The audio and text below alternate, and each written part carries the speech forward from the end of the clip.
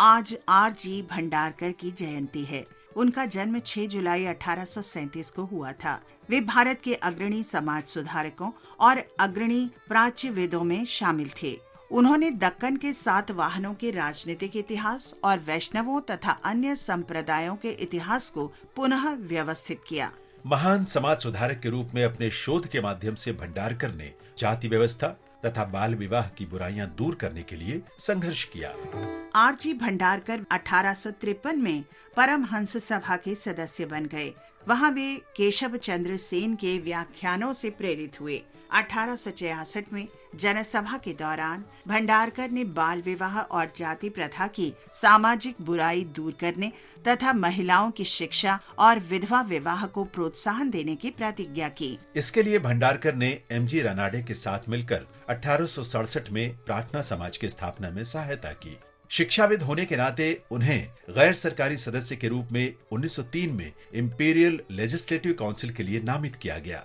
गोपाल कृष्ण गोखले भी इस काउंसिल के सदस्य थे। R.G. भंडारकर बम्बई विश्वविद्यालय के पहले भारतीय वाइस चांसलर भी थे। वे 1904 में इसी विश्वविद्यालय से LL.D. डिग्री प्राप्त करने वाले पहले भारतीय थे। जस्टिस रानाडे डॉक्टर भंडारकर का अत्यधिक सम्मान करते थे। रानाडे ने कहा था, डॉक्टर भंडारकर का स्थान ब्रह्म समाज के महान नेताओं से कम नहीं है। वे केवल जाने माने विद्वान ही नहीं हैं, बल्कि उससे भी कहीं अधिक महान हैं। वे मार्गदर्शक हैं। वे स्वयं ही एक उदाहरण और ऐसे शिक्षक रहे हैं जिनसे हमने अपने जीवन में श्रेष्ठ निर्देश प्राप्त किए हैं। डॉक्टर भंडारकर का 24 अगस्त 1925 को देहांत हो गया। महान राष्ट्रवादी डॉक्टर भंडारकर को हमारा नमन। आज स्वाधीनता सेनानी और सामाजिक न्याय के पुरोधा बाबू जगजीवन राम की पुण्यतिथि है। उनका जन्म बिहार के भोजपुर में हुआ था। जगजीवन राम ने स्वाधीनता संघर्ष में अत्यधिक सक्रिय भूमिका निभाई। वे 1936 में बिहार विधान परिषद के मनोनीत सदस्य के रूप में 28 वर्ष की उम्र में ही विधायक बन गए थे।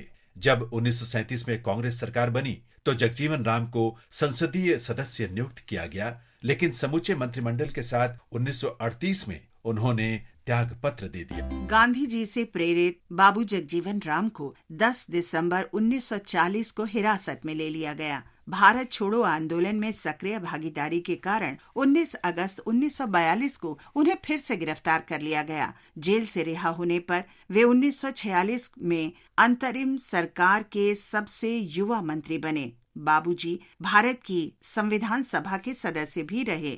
स्वतंत्रता के उपरांत बाबू जगजीवन राम ने अगले 30 वर्ष तक विभिन्न मंत्रालयों का पदभार संभाला। भारत में हरित क्रांति में उनका योगदान आज भी याद किया जाता है। 6 जुलाई 1986 को इस महान राष्ट्रवादी नेता का निधन हो गया।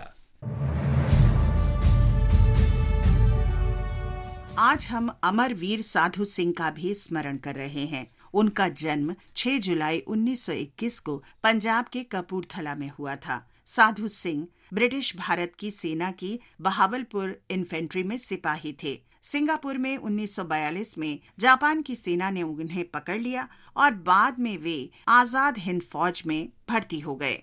उन्होंने इपोह, पेगू और रंगून के मोर्चों पर ब्रिटिश सेना से युद्ध किया। 1944 में बर्मा में युद्ध के दौरान साधु सिंह वीर गति को प्राप्त हुए।